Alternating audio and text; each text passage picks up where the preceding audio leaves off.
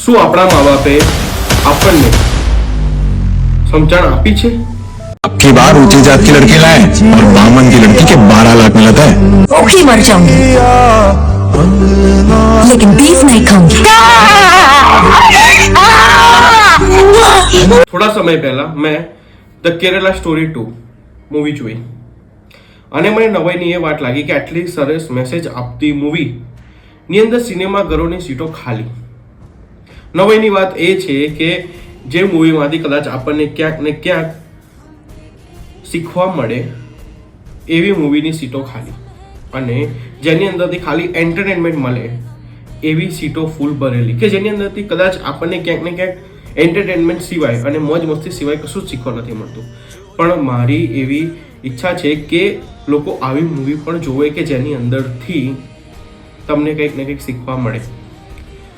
આ લવ જેહાદ નામની વસ્તુ કે જે આખી થઈ રહી છે એ ખોટી છે અને આને રોકવા માટે ક્યાંક ને ક્યાંક મા બાપનો જ વાંક છે. મા બાપે પોતાના દીકરા દીકરીઓને હિન્દુત્વ શું છે એની સમજણ નથી આપી કાં તો આપવામાં પાછા પડ્યા છે. આખી મૂવીમાં શાર મને એક જ દેખાય છે, કઈ બી કારણોથી આ લવ જિહાદનો કે આ ઘટના બની હોય, પરંતુ ક્યાંક ને ક્યાંક મને એવું લાગ્યું કે 50 થી 60% વાંક એમના મા બાપનો પણ હશે અને કદાચ મા બાપ એ હિન્દુ શું છે, હિન્દુ ધર્મ શું છે, હિન્દુની ઇતિહાસ શું છે આની સમજણ આપવામાં અત્યારના મા બાપ પાછા પડી રહ્યા છે. તો જ આવી ઘટના થઈ શકે.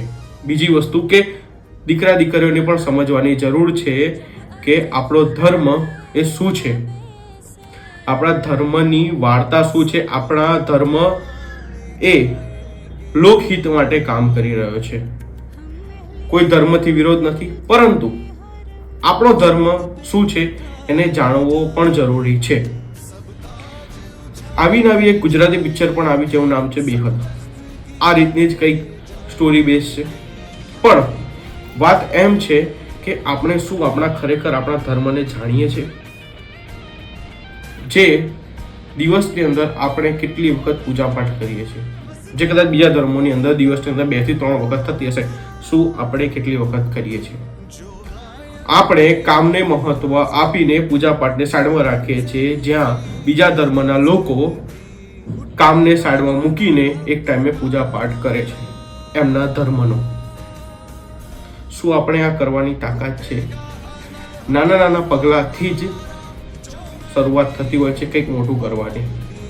વિચારોની આપલે અને આ મા બાપની જવાબદારી બને છે કે આ જેન્ઝી જનરેશનને જેમ વાળશો એમ વળશે, પરંતુ એને આપણા સમાજ અને હિન્દુ સમાજ અને આપણા ધર્મની શું આખી કહાની છે એ સંભળાવવી જરૂરી છે.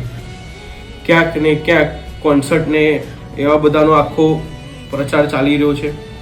સારી વસ્તુ છે પણ ભજન અને કથા વાર્તા પણ એટલી જ જરૂરી છે. કોન્સર્ટમાં બાળક જાય છે તો એને કથા વાર્તામાં પણ મોકલો. તમારા દીકરીઓ કયા સર્કલમાં ફરે છે એનું પણ તમે ધ્યાન રાખો.